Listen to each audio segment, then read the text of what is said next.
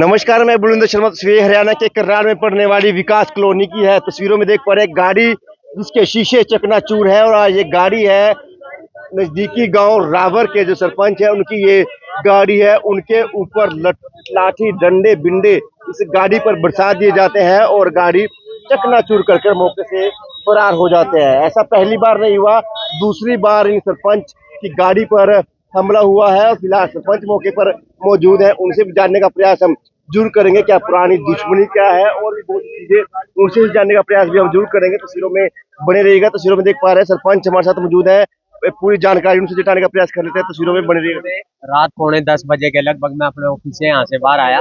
मैं, मेरा भाई और मेरे 2 मेंबर विकास और बजिंदर जी। तो मैंने देखा अभी मेरा गड्डी के ना पिछले वाला शीशा टूट रहा है सिर्फ। तो मैंने देखा अभी भाई ना तो गांव में छोड़ा और फिर डायल 112 ना बुलाकर रिपोर्ट करवा देंगे इसकी, भाई शीशा कौन तोड़ गया। उसके बाद भाई ना तो मैं दोनों मेरे मेंबर उन्हें गांव में छोड़ने चले गए जी। मैं गांव में पहुंचे ही थे, इतने में गड्डी आई इधर से जी, उस साइड से ऐसे जया गड्डी खड़ी ना, यहाँ रोके नुकरा वो इतना देखेंगे जानते मारेंगे एकदम। मेरे का नहीं आया ना, मैं इस गली में नहीं आना पा गया। गाड़ी नहीं मेरे याद इस टाइम कौन सी थी। रात सीसीटीवी में आ जाएगी, सीसीटीवी लग रहे हैं। बंदे गाड़ी भर रही थी जो पूरी होंगे 6-7 बंदे कम से कम। ऐसा हमारा कोई विवाद नहीं है, उनका आपस में विवाद है। मैं सिर्फ एक सरपंच होने के नाते ना लोग अपनी समस्या लेके मेरे पास आते हैं। जैसे घर के परिवार की लड़ाई थी, इनका कोई जमीनी विवाद है। एक एक घर का जो लोग थे वो मेरे पास आए, भाई हमारे सरपंच साहब न्याय दुआओ हमारे को। तो मैंने इनको कहा भाई इतने साल से ये जमीन पर इनके कब्जा था, यही बोलने लग रहे थे यही मालिक है, बस उस चीज का नुका था, हम इनका साथ दो। इसलिए इन्होंने मेरे पे जानलेवा हमला करा। आज दूसरी बार हमला करा। पहले 6 तारीख को करा था मेरे ऑफिस में। रात कार नहीं चला रहा था जी, मैं तो यहाँ खड़ा था। अब 112 नंबर ना बुलाऊंगा। अच्छा, इसलिए जी। पहले कब हमला हुआ था? पहले 6 तारीख को भाग के जान बचाई मैंने।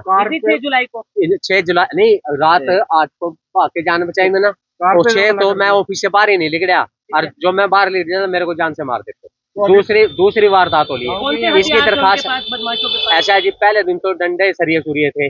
रात मैंने नहीं पता उन्हें पक्के था, काफी कुछ ले रहे थे मैं, फिर जिसकी वजह से मैं तो उन्होंने क्या है नहीं तो मेरी गड्डी तोड़ फोड़ कर दी उन्होंने, भाग के जान बचाई मैंने। ऐसा है जी, पुलिस कार्रवाई भी हाल कुछ भी नहीं कर रही। रात 112 आई थी, बस फोटो फाटो कैच कर लेगी, उसके बाद कुछ नहीं। गड्डी खड़ी है टूटे, आप सबके सामने देख ही रहे हो कितना गुस्सा उन्होंने जाहिर करा।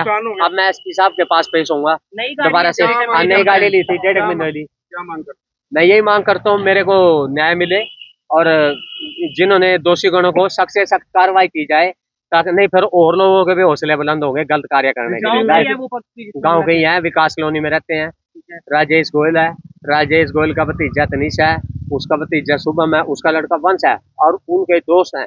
वो कह रहे जान से मारेंगे, इतना नहीं मारते नहीं, इतना हम बैठ देनी इनको चैन पे। ये राजेश गोयल प्रॉपर्टी डीलर है, ये भी इसका की दुकान भी है। इसने आखिरी ठा रखी इस टाइम ज्यादा भारतीय जनता पार्टी से जुड़ा, भारतीय जनता पार्टी से जुड़ा है और ये मंडल अध्यक्ष भी कुछ बना रखा है। वो मेरे पास मेरे ऊपर ना जगमोहन नंद खाता है, मेरा कोई कुछ भी नहीं कर सकता। आप भी तो भाजपा में? बिल्कुल भाजपा में, लेकिन मैं इतने सक्रिय नहीं हूँ जी। देखो जो बात है मैं अभी नया लड़ा, जैसे मेयर के इलेक्शन हुए थे तभी लड़ा था बीजेपी में। आपका नाम सर? मेरा नाम नरेंद्र गुप्ता, सरपंच ग्राम पंचायत रावर। धन्यवाद। तस्वीरों में देख पा रहे हैं ग्राम पंचायत रावर के ये सरपंच है और इनका कहना है कि पहले भी इन पर एक बार हमला किया था और आज बीती रात दूसरी बार इन पर हमला कर दिया। हालांकि सारी वारदात सीसीटीवी कैमरे में जूर कैद हो चुकी है और जमीनी मामला था, क्योंकि इनका कहना है कि सरपंच होने के नाते लोग समस्याएं लेकर आते हैं, समस्या का समाधान इनका करना फर्ज है। वही इन्होंने किया और शायद इसी बात का गुस्सा उनको लग गया और जिसकी वजह से वो दूसरी बार इन पर हमला कर चुके हैं। फिलहाल मामला चौकी में जरूर थाने में जरूर दे दिया गया है, लेकिन अभी तक कोई उचित कार्रवाई नहीं हुई, जिसके चलते सरपंच का कहना है कि वो आज एसपी ऑफिस में जाएंगे, एसपी साहब से मिलेंगे ताकि उचित इनको जो न्याय है वो मिल सके। और फिलहाल आपको बता दें कि रावर गांव के जो सरपंच है वो डरे हुए सहमे हुए जूर है, क्योंकि इन पर दूसरी बार हमला कर दिया जाता है। पहली बार हमला किया था जब ऑफिस के अंदर थे, ऑफिस के बाहर नहीं निकल पाए थे और कल फिर उनकी गाड़ी जो कि यहाँ पर खड़ी रहती है, यहाँ पर उन्होंने शीशे सारी गाड़ी के तोड़ दिए हैं, चकनाचूर करके वो मौके से फरार हो गए थे और इनको धमकी भी दी थी और उसी दौरान ही इन्होंने भागकर अपनी जान बचाई थी। फिलहाल आपको बता दें कि सरपंच रावर गांव के सरपंच है और इन्होंने एक फैसला किया था, कुछ जमीनी विवाद था, दो पक्षों में निपटारा कर दिया, लेकिन एक पक्ष अभी भी इनके जान के पीछे हाथ जोड़कर पड़ा हुआ है। फिलहाल सरपंच डरे हुए सहमे हुए जरूर है। उनका कहना है कि एसपी कार्यालय में जाएंगे, एसपी से मिलेंगे ताकि उचित कार्रवाई उन लोगों पर हो सके। फिलहाल देखना ये होगा क्या अब आगे कार्रवाई पुलिस द्वारा क्या की जाती है। बदमाशी के जी शरीफ आदमी है यो, इस पर हमला करे कोई जमीनी बात था, कोई वो तो ही ना पता है जी ज्यादा, तो जान भी जा सकती थी। बिल्कुल, जो पकड़े जाता तो मौके पर मेरे मार देंगे। अगर मैं ना भागता। ऐसे तो समझौते नहीं करा पाओगे आपने? समझौते बिल्कुल, कौन ऐसा जी, कौन सरपंच समझौते करवाएगा किसी के? भाई अपने आप ही जाओ, भाई थाने में जाओ फिर, ये बात है। बाकी मारा और कोई वो नहीं है इनके साथ। बस यही रोड़ा था कि जो इनकी परिवार के बंदे मेरे पास आते थे कि हमारा बैठा का फैसला करवा दो, उसी के चक्कर में जो रंजित लेगा, उसी के चक्कर में रंजित है जी।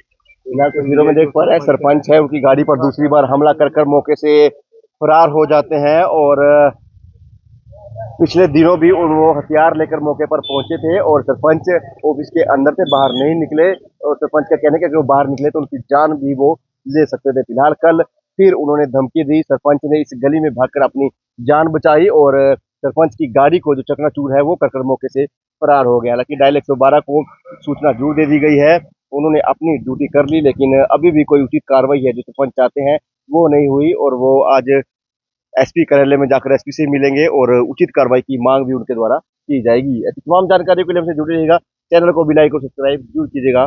धन्यवाद।